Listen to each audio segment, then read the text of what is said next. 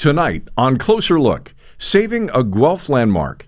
As plans to demolish the historic University of Guelph Conservatory move forward, a growing collection of stakeholders not only want the building saved, but restored in some fashion and put to good use. Guelph Today reporter Richard Vivian is here with more and joins us tonight from Guelph.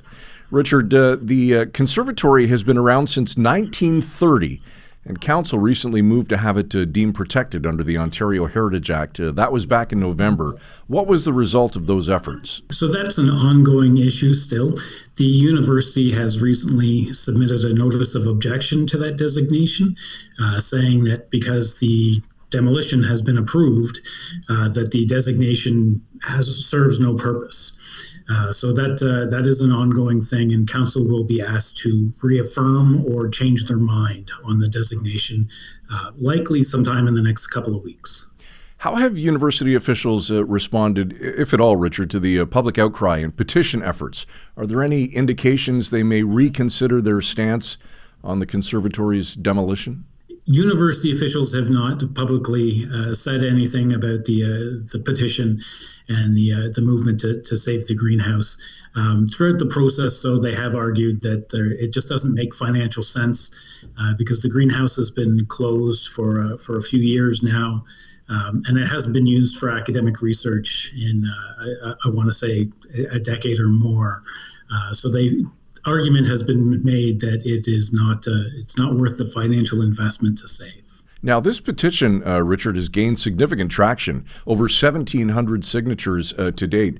Are there plans for further demonstrations, community meetings, or media campaigns to increase pressure on the university? So as far as I know, the next thing will be when council is asked to reconsider or reaffirm the heritage designation. That will be a public meeting, and there is bound to be at least a couple of delegates from the people I've spoken with. All right. Now, there's the potential, Richard, that some alumni may choose to withhold some donations because of this issue. Are there any estimates or any idea how much funding the university could potentially lose if the demolition proceeds, and has the administration of the university addressed these concerns? I've not heard a figure actually put to it. And in fact, it's only through the petition organizers that I've heard that alumni are threatening to withhold donations. So I'm not sure what the full extent of that is.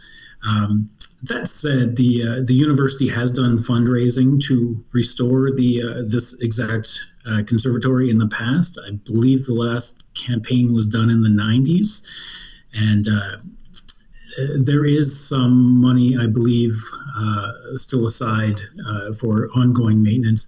It's just nowhere near to the extent that the building requires now.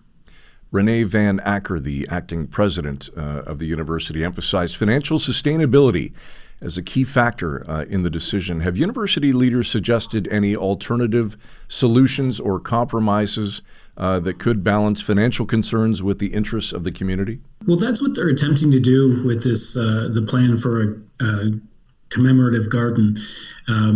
Part of that is to use the physical space currently used by the greenhouse, but then the plan calls for landscape architect students, I believe, to be involved in the design and the selecting of what that will actually look like.